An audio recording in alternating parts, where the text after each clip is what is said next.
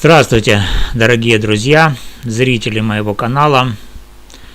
Меня зовут Валерий Табаков, я юрист с более чем 30-летним стажем работы в сфере права.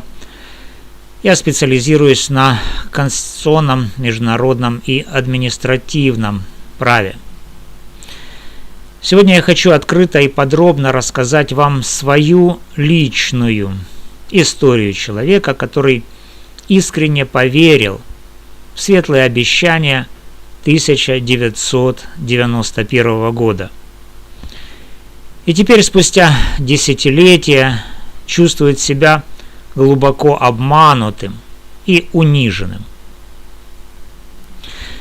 И это не просто эмоции, это выводы, подкрепленные фактами, документами и реальностью, в которой мы все живем сегодня в 2026 году. Все началось в конце 1991 года. Украина стояла на пороге независимости. Я тогда еще аспирант в Киеве читал листовку Леонида Кравчука, его прямое обращение именно к нам, к русскоязычным гражданам Украины. Он писал: «Дорогие русские братья и сестры, живущие на Украине».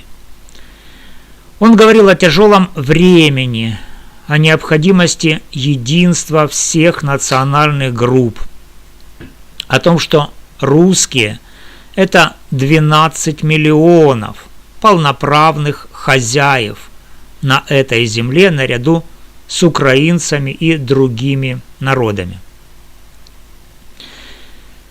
Кравчук обещал: «Я буду делать все от меня зависящее для полного удовлетворения политических, экономических, социальных и духовных запросов русского населения, для государственной защиты его законных интересов».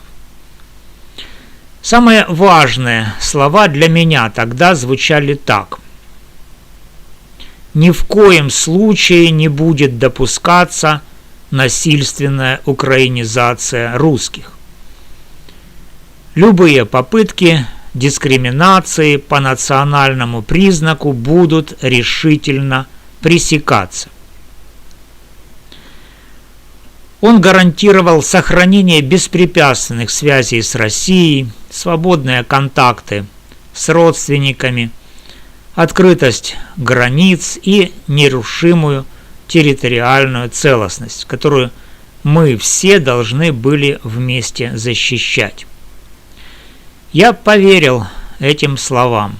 Как юрист я видел в них реальную основу для построения демократического, многонационального государства, где никто не будет второсортным. Я активно агитировал среди коллег, друзей, соседей, убеждал, что независимость – это шанс на лучшее будущее для всех нас, без разделения по языку или происхождению. Я участвовал в референдуме и проголосовал «за». Я поддержал Кравчука на президентских выборах. Он набрал тогда подавляющее большинство, в том числе благодаря таким обращением к русскоязычным. Мы думали: вот оно, наконец-то, равенство, мир и процветание в общем доме. Но годы шли, и обещания одно за другим превращались в пустой звук. Сначала это были мелкие, но заметные вещи.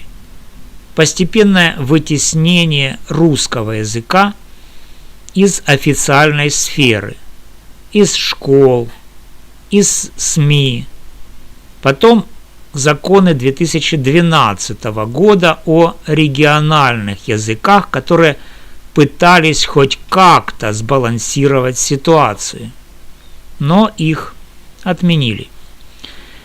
А после 2014 года, когда началась война, все ускорилось в разы. Закон об образовании 2017 года, закон о языке 2019 года, поправки к закону о национальных меньшинствах 2022 года.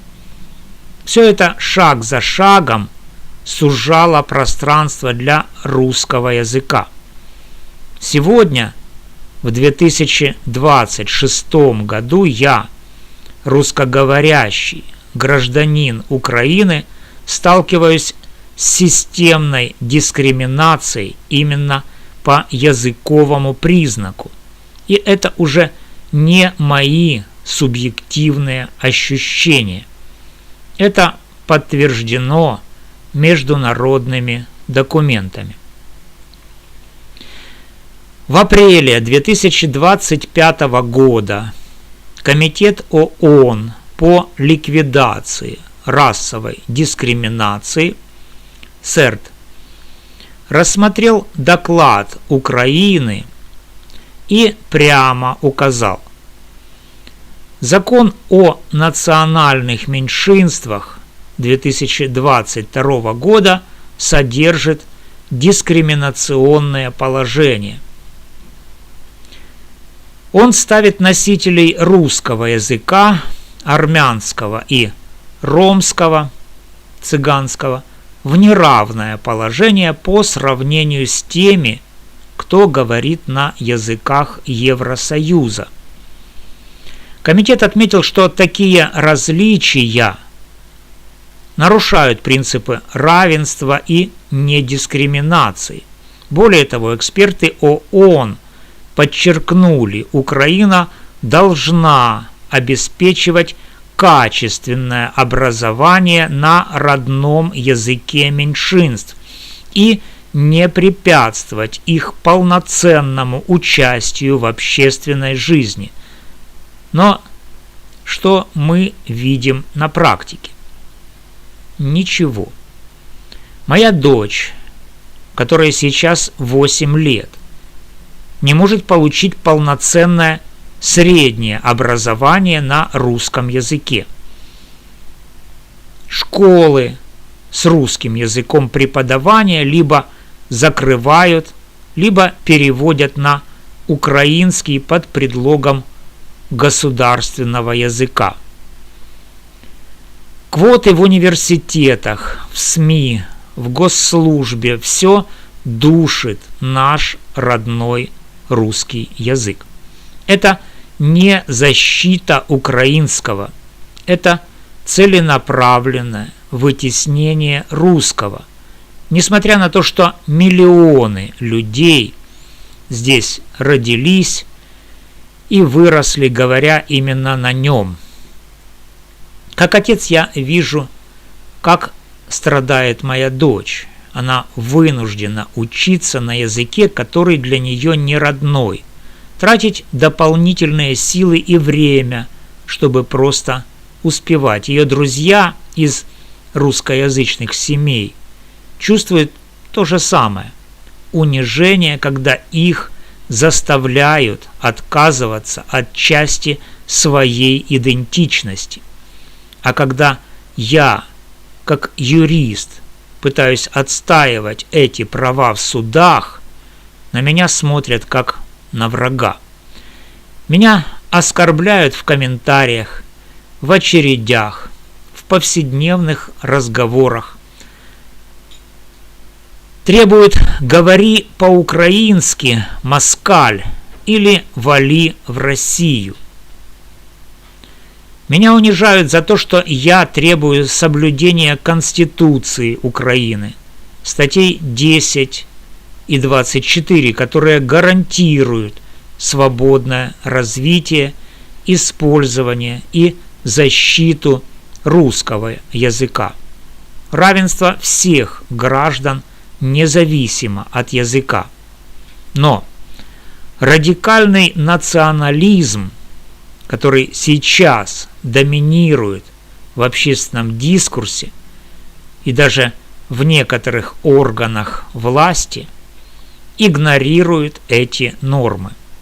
Они называют это декоммунизацией или защитой от агрессии, но по сути это месть собственным гражданам за то, что они говорят не на том языке. Я хочу быть предельно честен. Я не поддерживаю российскую агрессию. Я осуждаю войну. Осуждаю все ужасы, которые принесла она миллионам людей с обеих сторон. Это трагедия, которая разрушила жизни, семьи, города.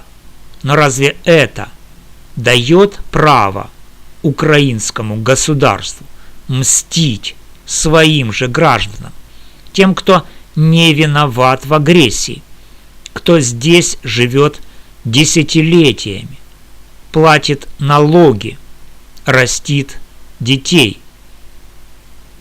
Разве кровь и разрушение оправдывают системное ущемление языковых прав миллионов русскоязычных украинцев?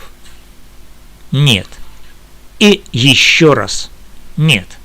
Я не могу лояльно относиться к таким проявлениям радикального украинского национализма. Я не принимаю никакие оправдания для дискриминации, ни войну, ни историю, ни геополитику. Мои права – это мои права, они не зависят от внешних обстоятельств. Эта дискриминация разрушает не только отдельных людей, она разрушает само общество, она сеет ненависть между соседями, между поколениями, между регионами, она делает нас чужими в собственной стране. Как юрист я вижу, это нарушение не только международных обязательств Украины, включая рамочную конвенцию о защите национальных меньшинств и Европейскую хартию региональных языков, но и фундаментальных принципов ее собственной конституции. Если ничего не изменится, мы потеряем то единство, о котором так красиво говорил Леонид Кравчук, призывая голосовать на референдуме за незалежность и за его президентство в 1991 году. Я призываю всех, кто смотрит это видео, подумайте о своих правах, о правах своих детей. Если вы русскоязычный, не молчите. Если вы украиноязычный и считаете, что равенство важно для всех, поддержите нас. Требуйте возвращения к настоящему равноправию, полноценное образование на русском, свобода СМИ без искусственных квот, защита от языковой дискриминации в повседневной жизни. Вернитесь к духу обещаний Кравчука, не к обману, а к реальному единству. Спасибо, что дослушали до конца. Это было тяжело говорить, но необходимо. Если моя история вам близка, пишите в комментариях свои мысли, свои истории, делитесь видео с теми, кому это важно. Подписывайтесь на канал, впереди еще много тем о правах человека, о языке, о справедливости. Вместе мы сильнее. До новых встреч, друзья. Держитесь.